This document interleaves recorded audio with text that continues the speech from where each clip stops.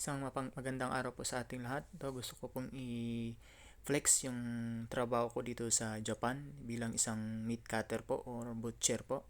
Yan po, makikita po ninyo isang video po ito mula po sa ibang company, yung nagkakat po sila ng baboy.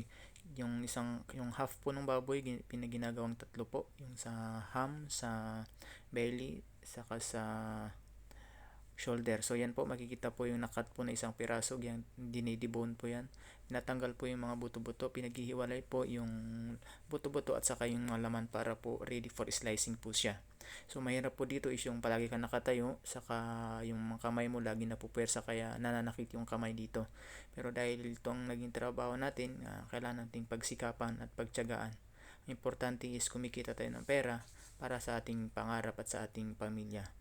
Kaya ang gawain ito ay hindi siya basa-basa pero kailangan natin i-enjoy.